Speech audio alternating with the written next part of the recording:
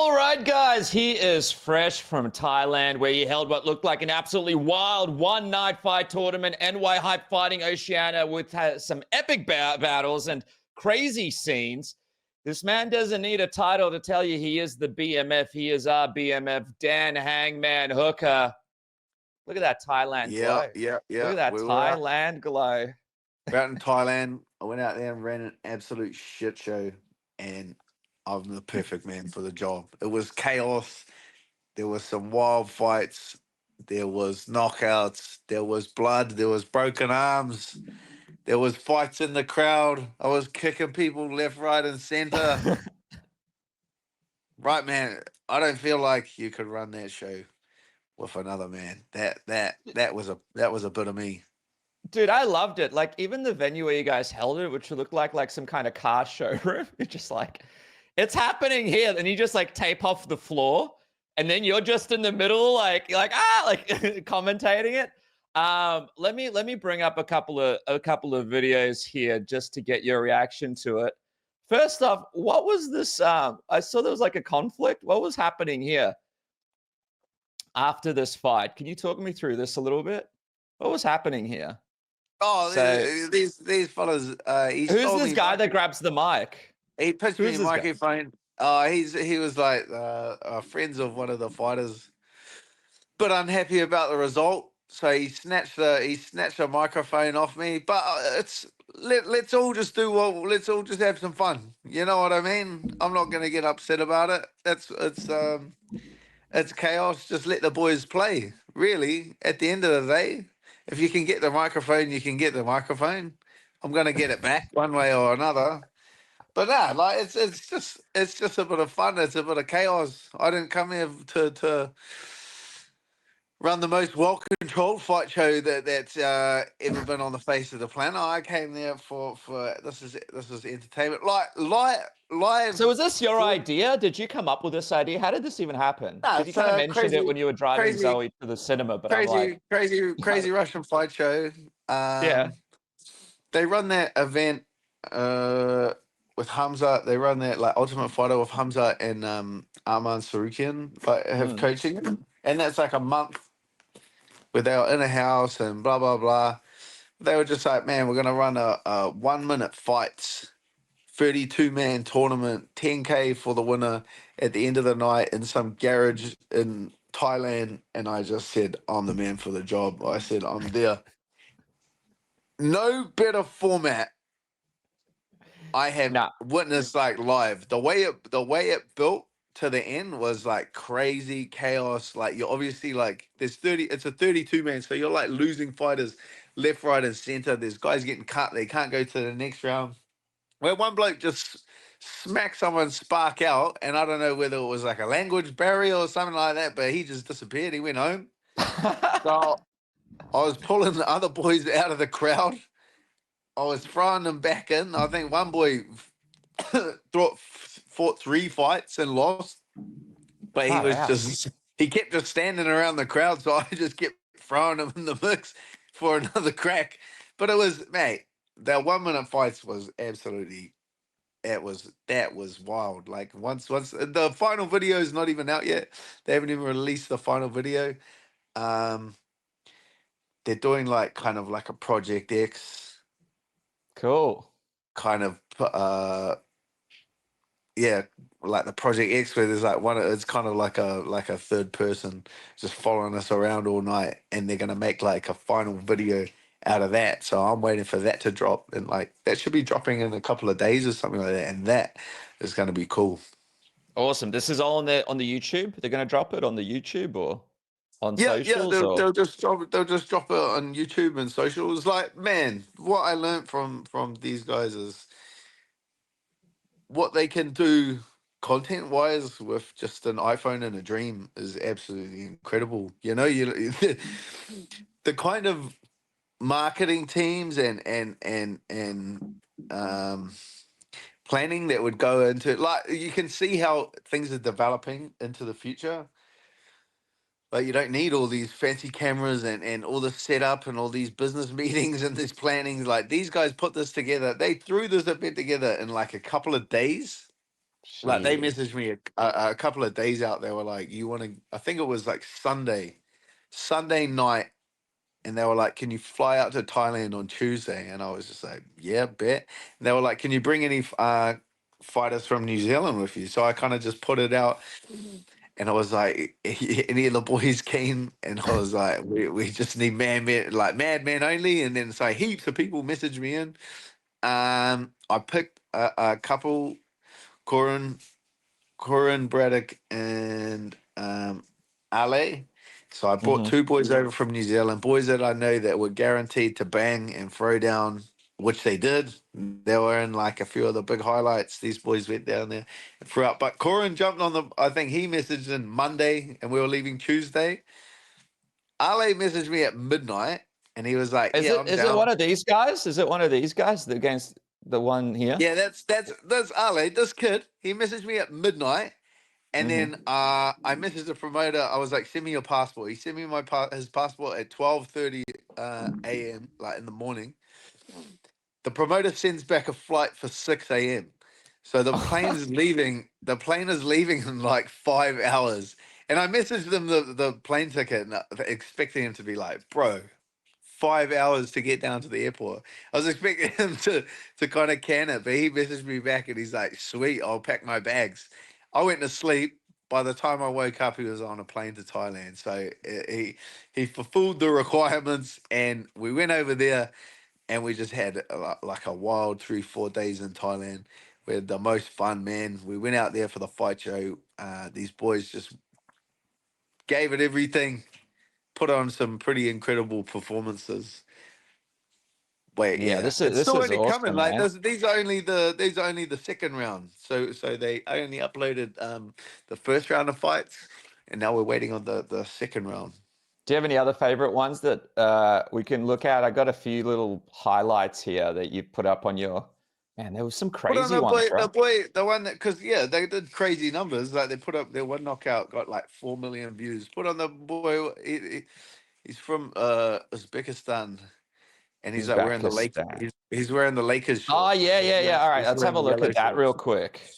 This guy was unreal, man. I saw this guy and I'm like, God damn. So This this fella went this home after this. So this is even a this is crazier the story. home guy. This is the home guy right here. This Hold is on, an let me even find him. crazier story. He knocks this English kid, Spark out.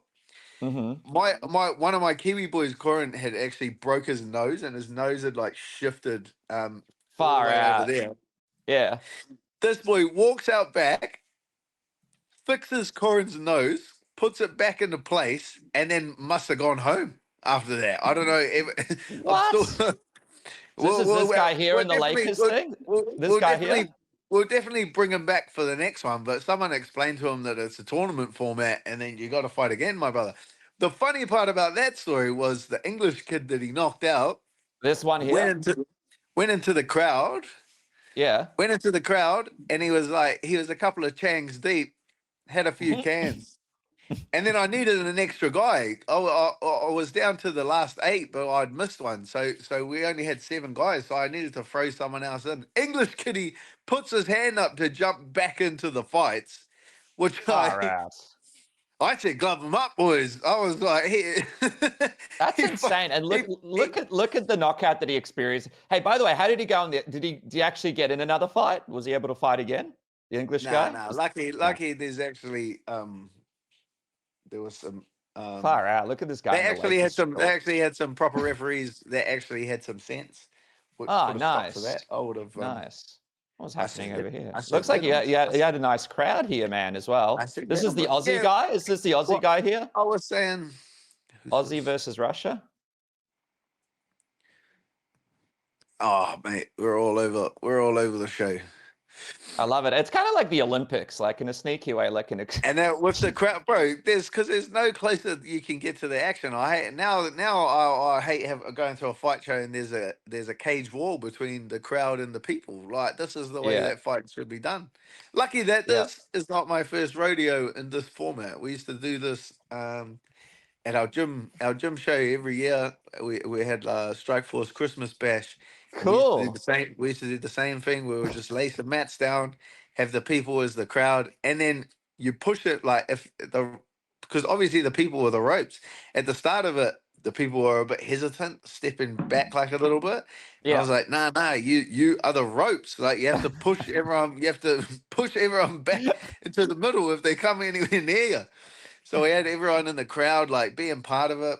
It was funny because then the promotion, like they started bringing some of the pretty girls and putting them like ringside, and I was going, no, they're getting taken out. I was going, that's a mistake, boys.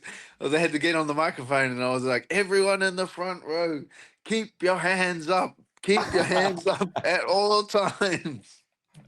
Dude, I love that. You know what's interesting though that you mentioned it? Like these guys did a great job. Like I really thought you guys delivered. It looks really exciting. It's kind of like how the UFC started. Like UFC 1, there was this hype around it, right? And it's interesting because now when I chat to a lot of the media members, like even a lot of the fighters, it's like, I don't know, like the sport of MMA and the way the UFC is kind of marketing it right now, sometimes it feels like it's in a bit of a slump, right? Like there's cards that come up, people don't even know people are fighting. A lot of it's kind of really business based now. How do you feel about where the sport is right now? It kind of feels a little bit flat a lot of the weeks. Mate, it is what it is. Like it's an incredible product. But yeah, it's got to like fit some kind of mold. Like they got broadcast deals and all of this. But I feel like if crazy fight shows, that seems to be my right up my avenue. I had another guy, Macca from Australia, hit me up, and he's starting a promotion called International Brawling Championships. And I said, that's got my name written right all over it. So me and him are talking. As well as these boys want to do little sneak peek. I heard that they want to run this event again.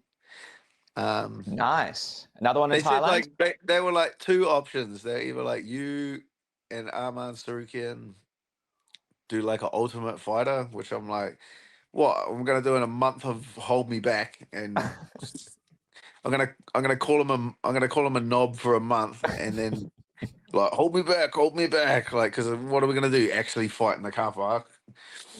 Like that's stupid. Or they want to run this format again, and I love that. I love that 1 minute fights. I love that format. I said we need to do it at heavyweight. I said I need Oh, to. dude, I heavyweight. said I need to. I Yes. said I need to go around. I said I need to go around the pubs in New Zealand and find me the biggest, ugliest, hardest punches that I possibly can, and I need to throw them in the mix. So if you're big enough and you're ugly enough, I'll chuck you on a DM. plane to Thailand, Yeah. and we're coming back with some dollars, boys. It's like Dana White's looking for a fight, but it's a little bit more R-rated, I think. Like you going Well, yeah, I around. don't know. Like when I was like coming up and a young kid, like the UFC wasn't what it is now, and it wasn't like this. Yeah, like no one knew what MMA was. No one like it was just cage fighting. It was a bit more. It was a bit more wild, you know. They let us fight at heavyweight. Like we did all kinds of wild stuff. Making like we used to be downstairs and we're changing the rules on the spot, and doing all sorts of wild stuff. And now it's like becomes, It's a bit sterile, I feel. oh, you got to put your shin pads on, and you got to go through your amateurs, and then you go, and then you protect your then you protect your nice little record, because you want to have fights that you want to win, because you want to get into this organization, and it's like fuck, it's boring, mate. Like it's not. It shouldn't be about protecting your record and fighting in your shit till you're ready to take your shin pads off. Mm. Like let the boys play. You know what I mean?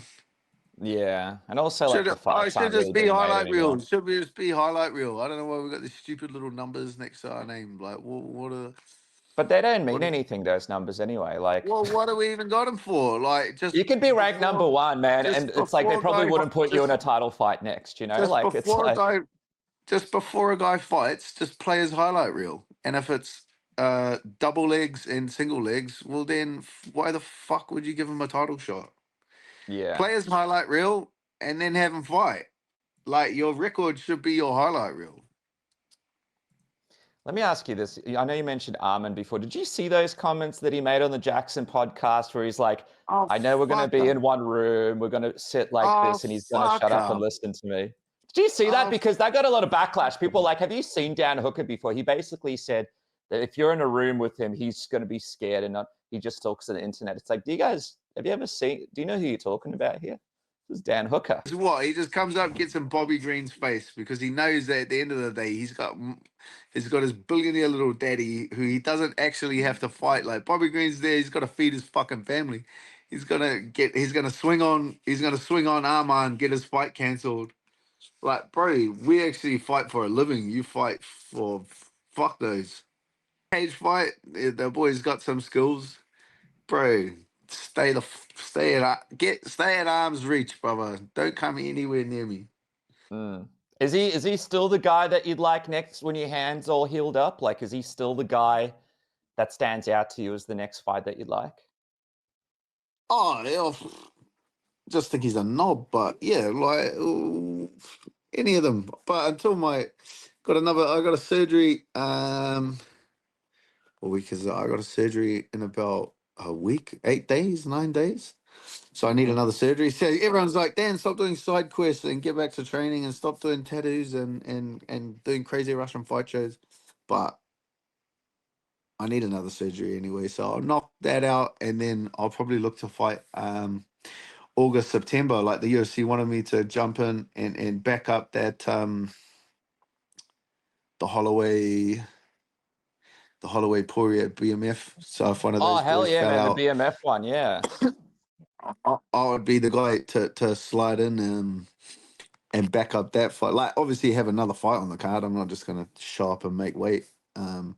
Like just fight anyone else on the card, and then if either of those boys got injured last minute, I'll be able to step up. But that's only 9 weeks from my surgery, so that'll be pushing it a little bit. So we'll probably be looking at August, September.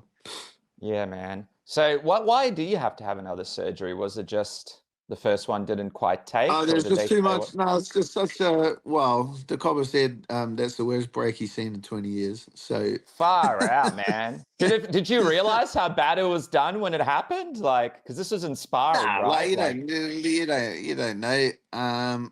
But yeah, it's just like the way the surgery went.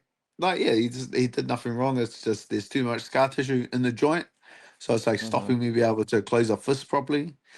So he's just got to go. It's not like a major surgery. He's just got to go out there and just clean out some of the scar tissue from the joint, and then I'll get that range of motion back, and then we're away laughing. Hey guys, I just want to take a quick moment to thank my sponsor, MANSCAPED, who has been a sponsor here at Submission Radio for a really, really long time. Did you guys know that without sponsors, this program would basically not exist? There's all sorts of costs and things that go into me keeping this thing alive. So I appreciate you guys supporting our sponsors, and MANSCAPED is a very special one. I want to talk to you guys about one of their hottest things happening right now, and that is, of course, the Beard and Balls Bundle. That features the Lawnmower 5.0 Ultra and the Beard Hedger. Those are the two prime things I love to use. Keep those balls smooth with the Lawnmower 5.0 Ultra. It's perfect to take with you wherever you go. And if you want to keep your beard at a perfect length, the Beard Hedger is really the only tool for the job. By the way, you guys have your customizable trimming, your dual blade system, you got skin safe technology, you got long lasting power. I don't have to tell you about the waterproof design, the precision lighting. It's all in one grooming, and you guys can get 20% off right now at MANSCAPED. That's 20% off right now at MANSCAPED with the code word submission, and you get free shipping today. But most importantly, don't forget, when you purchase with this code, you're ensuring that there will be more Submission Radio in the future. So please go on to MANSCAPED right now. Purchase with the code word submission. They have amazing products. They've got all sorts of creams and lotions, and they've also got the most comfortable underwear you could ever purchase. Just a plethora of things. Go on there, use the code word submission, free shipping, and you guys support this program. How much better can it get? Support yourself and support this show with the code word MANSCAPED. And I also noticed that a lot of you guys watching today aren't subscribers. If you get an opportunity, please subscribe to the channel. Please hit the like button. If you listen on Spotify, please leave a positive review. Please share this program. And if you're not in a position to purchase anything, just as much as a positive comment or a share on socials or anything little that you can do will really make a difference in making sure that Submission Radio is around in the future. I've been working on the side now. Got a couple of live shows for you guys. The morning after, which drops on Monday here in Australia. The Submission Radio live show, which is Thursday mornings here in Australia, which is a Wednesday over there for you guys in America, and all sorts of interviews. There's also the What If series that is coming at you guys. Of course, this is all free of charge and supported by sharing it, leaving a positive comment below, a like, or anything like that. Help the algorithm out the most you can.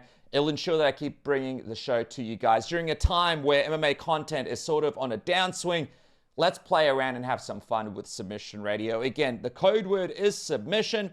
Go on there, 20% off and free shipping with MANSCAPED. They've supported us from the get-go. Make sure you support them too and share it on your social media so I can put it up on the Submission Radio social media too. And now, back to the program. By the way, DP, man, he actually went to Dana White and proposed a one-night BMF tournament. Did you see him sort of talk about it? He wanted you and Justin and a few other people to be involved in it. I think this was... Let's see, this would have been pretty awesome, man. It's a bit of a bummer. Dana White said they can't do this kind of stuff anymore, but this is what he proposed. Max, Justin, him, and you. One night, BMF tournament. Fuck. Imagine that. Yeah. That would have been incredible. It would just be an absolute shit show, the second fight. Like, imagine you coming out there, faces hanging off, you got 8 cuts, probably a couple broken bones from the first fight, and then a commissioner takes one look at you and just goes... We can't send this guy out the body. It'd be like getting in a car crash, crashing into a concrete wall, hopping out and getting in another car. Like, it's just be like, I mean, I'll do it if we're coming into it. But yeah, realistically, there's not a commission in the world. We could do it in the garage in Thailand. Hey, this is a great Thailand one, right? Maybe after Dustin retires, maybe we can get something going in Thailand for this one. We'll get a little 1 minute. We'll get a little. I reckon he'd love that. I reckon he'd love that. All those guys would love it. What do you reckon of this fight being made, though? Do you reckon Dustin will go out with the BMF belt here, or reckon Max will come back and be able to? Oh, I think it's a pretty tall ask for It's a pretty tall ask for Max. Like, he's already 0-2, and then he's obviously like coming up in weight again, and coming off the back of a pretty bad loss. You know, mentally, that's got to, like, this is a guy that had never stats wise even been dropped before that fight, and then to be put to sleep, you know, puts a bit of a second guess into your tall task. It's Poirier's last fight. It's in his hometown. Like, big tall test. I'd say it's definitely leaning towards Dustin. Did you know what else? I spoke to a couple of people about you, and I saw Dustin was actually saying this as well. A lot of people are calling for you to fight Paddy Pimblett next, man. Have you seen this chatter online? They reckon that's a great fight. Would you be interested in that fight? I know he's probably not as high up there as you would like, but could be something, right? I don't care. I don't care who it is. I fight for money. Whoever they pay me the most money to fight, I will fight that man. Yeah, as long as we get something on the books. We got bills to pay. Be careful, man. They're gonna line you up with like Gamrot #2 or some. Don't say that. We got bills. I don't care. Don't say that. The UFC will just match you up with something fucked up. I reckon the Justin Gaethje fight as well. That would be good. Hey, by the way, you just going back to... I need a new Mercedes. My Mercedes is getting old. Okay. Get the man a Mercedes, but let's get him a good fight. I need a brand new Mercedes. My one, it's coming old. It's wearing out. What did you do to it? What have you been doing in it? You didn't... What's going on? Oh, mate, it's 3 years old. I need a new one. Can you imagine Dan Hooker? The Dan Hooker that had his first fight in the UFC. The Dan Hooker that had his first fight in the UFC would not need a new Mercedes. Yeah, I know. Today's problems are not yesterday's problems. Hey, by the way, Eugene Behrman opened up a bit about the camp that you had going into the Justin Gaethje fight. Said it was a bit of a blessing in disguise, a silver lining that it didn't happen. You never really spoke about this with me, man. How bad was this camp? It was just not much time, right? And it just didn't really. Oh, I think we got the bell like 7 weeks out, and then I tore both my quads. There was like a grade 2 tear both my quads. What? So then it was funny. They sent the like UFC countdown team out to Yeah. film me for the countdown. But I'd been like listening to the lucky Volks physio. Bainesy was over for the camp. With that's when Volk was here. So Bainesy got me on for like a CT in there. And so that was like diagnosed pretty quick. And then I was on like just training in a chair. So the UFC countdown team was like sent to film me. And then for like a whole week I was just like training. I was doing like battle ropes and hitting the bag in a chair, and they were just like, damn, Like an office chair next to the equipment or something. Yeah. Like What? a chair. Like a chair sitting in front of the bag, and I was doing all my workouts like sitting down for a week, and then the Holy week after shit. that, I was allowed to box, but I wasn't allowed to move. So then I was allowed to like stand on the spot and hit the bag, and stuff like that. And then the week after that, my daughter Zara was born, so that Of like course. that froze you around for a week, and then I think I got sick for a week, and then I broke my hand. So it was like. Far Yeah, out. like still back myself in a fist fight. She'll be So right. the tears in your Done more legs. with You were going to fight with that? You were going to fight with? done more Were you with going to fight less. with that? Oh, they come Less. right. You know what? I come right. They come right. You can walk. It's like, I'm able to walk. I'll do this. If you can crawl, you can brawl. Far out. What, you've had a worse build up to a fight than that? Yeah. Oh, like the past. Oh yeah. Far out. What did you Yeah, I have? have What was the worst one? probably the Jason Knight fight. I like tore my hamstring from like my middle of my back. Oh, like from my whole ass to below my knee. Holy shit. That one I couldn't. Yeah, that one I didn't like. Yeah, that was a pretty bad one. Far out, man. All right, you can't stop this man. You can't stop him. Yeah, like they're not. It's just what it is, bro. No one fights. No one fights healthy. No one fights like full of beans. You just gotta roll with the punches and get out there, bro. You've got to make a living one way or another. Hey, just quickly, dude, before we wrap up, I'm pumped to see JDM get this title shot. What do you reckon? Belal's pretty tricky, right? Like, he's not an easy guy to beat. Next weekend, JDM's going to have a good crack at it, but what do you reckon? Yeah, How do you see this one going? bro. I favor him that fight. I think he punches Belal's head in, but JDM? yeah, I think that's a. I think it's like. I think style-wise, it's a perfect fight for JDM. Like he's obviously going to be able to box Belal's ears in. And he's got great grappling and takedown defense. I think it's a perfect match for him to secure the title.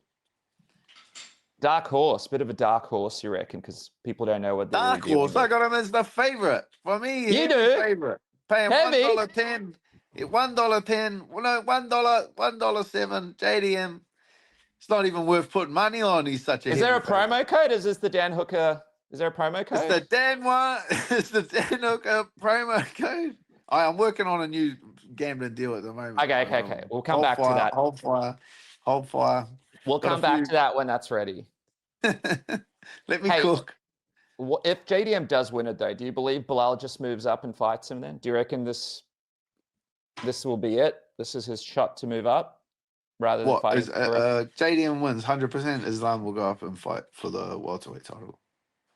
That's what they're all waiting on for this whole. Like we're waiting on for this weekend before anything gets announced with Islam or Ilya or any of that. Like it's all up in the air. Like if I'd say JDM wins 100%. Islam goes up, and then we'll probably see Charles and Poirier fight for the lightweight belt.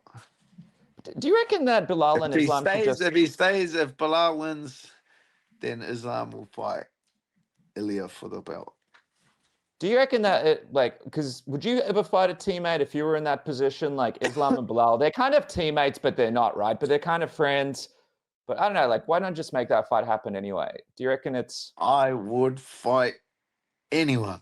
Especially if it's for the title, though. You could put it aside. For the title, I would fight anyone. I just feel like it should be made. Anyway. All right, my friends. So, betting sponsor on its way. Another big announcement coming from the Thailand fights. We'll keep an eye out on the socials to see what the conclusion of the fights in Thailand were. What else do we need to keep an eye open for in the next few weeks from you? Mate, chaos. How's Zoe's channel? What's coming up there? No, we did. We just went on. I just took on a holiday to the Gold Coast. Yeah, nice. So we got a new video dropping maybe later today. It's whenever Dad can be bothered editing these videos. But Zoe Hooker TV, there's a big drop coming soon. That's the next big thing to keep an eye out for. Awesome. Well, I've got the channel down here in the description, so make sure you guys subscribe, Dan Hooker. I appreciate it. Dad's been a bit lazy, but we did a nice little. I took on a nice little holiday. We got a video coming up. Perfect. Dan Hooker, thank you so much, my friend. Can't wait to see you back in action soon. Too easy. Think about that. Thanks, bro. That's it, man. All right. So when's the surgery? Next week? The 12th. All right, brother. All right, man. Best of luck with the surgery. Say hi to the fam for me and let me know how you go, all right? Sweet, bro. See you, man. Bye.